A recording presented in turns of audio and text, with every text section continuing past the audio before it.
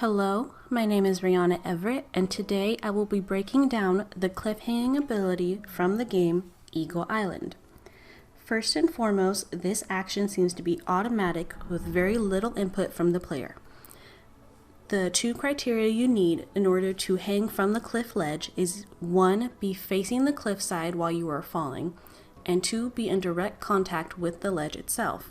There seems to be little to no gap between what the player sees as the character and the character's hitbox, so direct contact is absolutely necessary. This ability is really great for the player when they are falling from great heights. They can save themselves a little farther from falling a little farther down, or it can be used to gain a slightly closer advantage to whatever aerial enemies the player wants to attack. If the player is skilled enough and the level allows it, as each room is procedurally generated, the player can jump or fall from cliffside to cliffside, giving them a more fluid style of movement. If the player merely jumps in place while they are hanging from the ledge, they will not fall off of said ledge.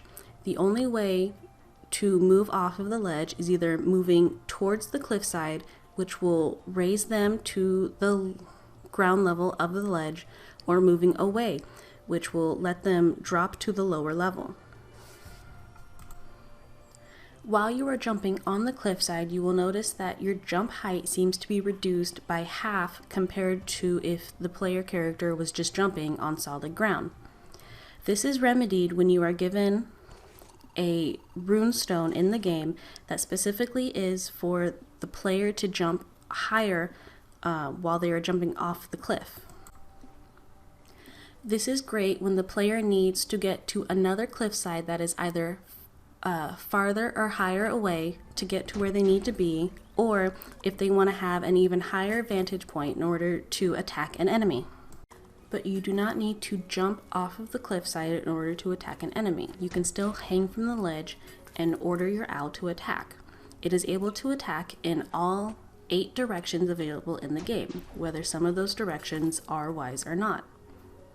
But be careful, because if your owl's attack is successful and you hit an enemy, you will drop from the ledge that you are hanging from and be susceptible to whatever it is you are trying to avoid down below. The cliff-hanging ability as a whole for this game really adds to the adventuring feel that the designers were going for. It adds to the strategy of when you're attacking enemies. Depending on the player, this ability can become second nature or a saving grace. The automatic nature of hanging from the cliff without little player input lets the player not even think about where they're going to need to fall unless there is an enemy below them. It gives the player another perspective for an attack strategy, while also letting them feel like they have their own space in order to breathe and assess what their next move is going to be. Thank you for watching.